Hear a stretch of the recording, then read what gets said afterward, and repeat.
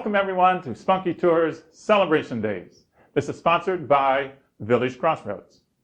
Today we celebrate the most famous Irishman in the world, Maewyn Succat. Or as you probably know him, St. Patrick. So, for 30 years or so, he was going by Maewyn Succat. Then the Pope changed his name to Patricius, which means nobleman. I know we're not at Patrick yet, but we're getting there. So the Irish changed that to Padraig, and the English version of that is Patrick. Simple, right? That's how he got to Patrick. Now, I noticed when he got his new first name, he dropped his last name. I guess like Beyonce, he figured he just didn't need it. But we do know he lived a very comfortable life until he was 16. And then tragedy struck. He was captured by pirates, and he was whisked over to Hibernia, the Roman name for Ireland. Now, when he got there, they sold him as a slave to an Irish chieftain. And then for about 6 years, he was tending the sheep of the boss man there, which means he was soaked by almost the incessant rains, chilled to the bone by the winds coming off the coast, and basically turning into one big moss ball. Well, the poor lad, he probably looked like a walking chia pet. But now, he finds himself in Hibernia. And he starts to pray, and pray, and pray, until one day, he hears a voice. And the voice says, "This is your mother, why don't you write?" He finally reaches the coast. And by golly, there's a ship there. Now, consider this. Wouldn't it be ironic if these were the same guys who had captured him 6 years previous?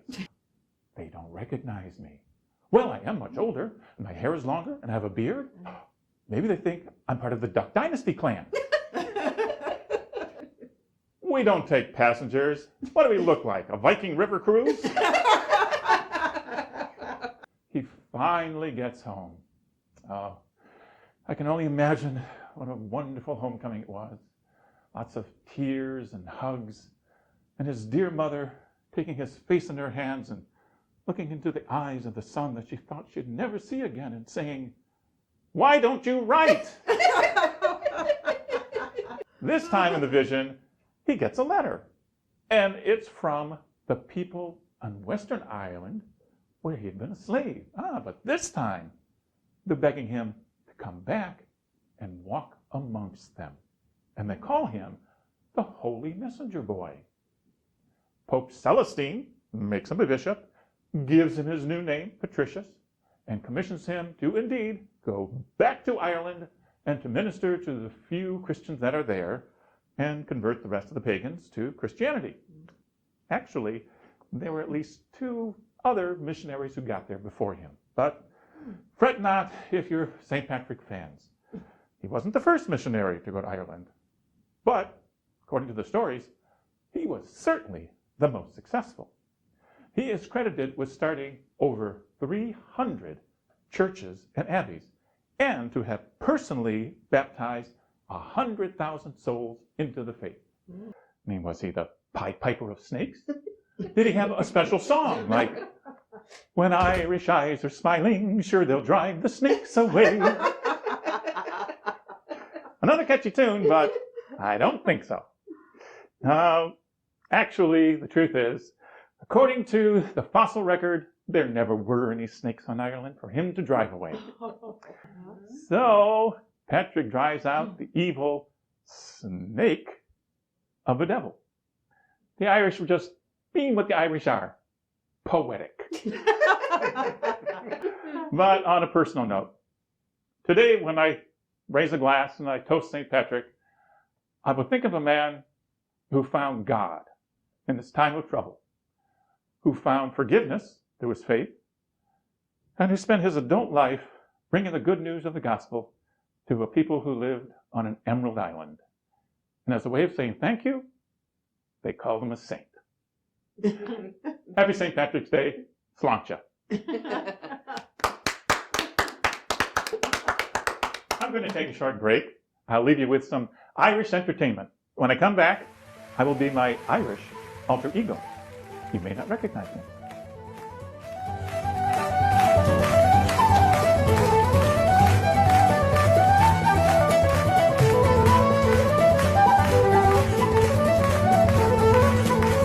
Well, hello there. Nice to see you. Oh, what a grand-looking bunch you are. I should introduce myself. My name is Micheline. That's what my friends call me, and I invite you to do the same. But before I tell you the tale, I think I should address the way we say things differently than the way you do here in America. Like the word things. It's got a H in there we just don't use. And when we count, it sounds 1, 2, 3. And then if there's a word with an O and an I or a Y, we just pronounce the I. So a usual greeting between two men is, how are you, bye?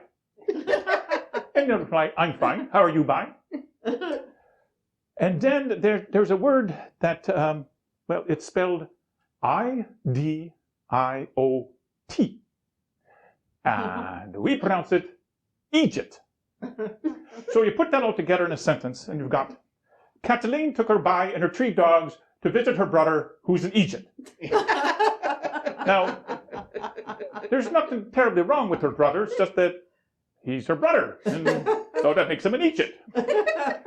He saves up a few bob, money, and he decides he's going to visit our cousin Liam in America. He's moved there to Boston, Pennsylvania. Well, he did now. So they direct him down this grand hall there. And he's walking down. And guess what? There's a pub. There's a pub right there in the middle of the airport. Well, he's got some time. He's thinking, oh, I'll just drop in here and have a few pints to steady my nerves. And who could blame him? A few pints later, his nerves are steady, but his legs are not. Now, they're not in the air for very long. And he calls over one of them girls in those cute outfits there, and he says, excuse me, miss, is there a toilet on this thing? Well, she was from America, and she didn't understand. She says, a tile what? And he says, I have to wee.